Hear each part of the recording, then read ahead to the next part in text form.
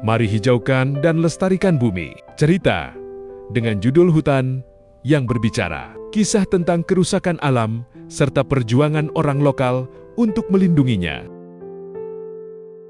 Dulu, hutan adalah surga yang hidup. Ratusan ribu hektar hutan hujan tropis menjadi rumah bagi ribuan spesies tumbuhan dan hewan, termasuk gajah, orangutan, dan harimau. Masyarakat lokal telah hidup berdampingan dengan alam ini selama berabad-abad. Mereka menghormati hutan sebagai sumber kehidupan, mengambil apa yang dibutuhkan dengan tidak menyakiti keseimbangannya. Sungai-sungai yang berasal dari pegunungan mengalir jernih, memberi air bagi pertanian dan kehidupan sehari-hari. Tapi tanda-tanda perubahan mulai terasa. Seiring waktu, perubahan datang dengan cepat. Penebangan kayu liar, konversi hutan menjadi perkebunan skala besar, dan pembakaran lahan untuk membuka lahan mulai merusak hamparan hijau yang luas. Di banyak daerah, awan asap dari kebakaran hutan menjadi bagian dari musim kemarau. Sungai-sungai yang dulunya jernih kini menjadi keruh, menyebabkan banjir saat musim hujan dan kekeringan saat musim kemarau. Hewan-hewan liar kehilangan rumah mereka,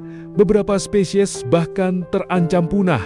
Ada dampak pada masyarakat. Kerusakan alam tidak hanya menyakitkan hutan dan hewan, ia juga berdampak langsung pada kehidupan masyarakat. Banjir dan longsor menjadi lebih sering terjadi, merusak rumah dan lahan pertanian. Kualitas udara menurun, menyebabkan masalah kesehatan bagi banyak orang, terutama anak-anak dan orang tua. Di beberapa desa di pesisir, abrasi pantai semakin parah karena pepohon pantai yang dulu melindungi daratan telah ditebang. Masyarakat yang hidup dari laut pun merasakan dampaknya. Ikan semakin sulit ditemukan karena ekosistem perairan terganggu. Ada perjuangan untuk melindungi, namun harapan tidak hilang. Banyak komunitas pecinta lingkungan mulai bergerak untuk melindungi alam mereka.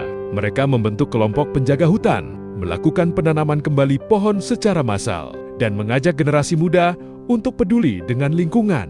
Di beberapa daerah, kerjasama antara masyarakat lokal, pemerintah, dan organisasi lingkungan berhasil membentuk kawasan konservasi yang dikelola bersama. Petani mulai menerapkan sistem pertanian yang ramah lingkungan, dan nelayan mulai menjaga terumbu karang dan ekosistem laut. Dan harapan untuk masa depan masih terbuka lebar. Perjalanan untuk memulihkan alam tidak mudah dan membutuhkan waktu lama. Tapi setiap bibit pohon yang ditanam, setiap kawasan yang dilindungi, dan setiap orang yang menyadari pentingnya menjaga alam adalah langkah kecil yang membawa perubahan besar. Hutan di wilayah-wilayah masih bisa pulih. Yang dibutuhkan adalah kesadaran bersama, kerja sama yang erat, dan komitmen untuk menjaga warisan alam ini bagi generasi mendatang.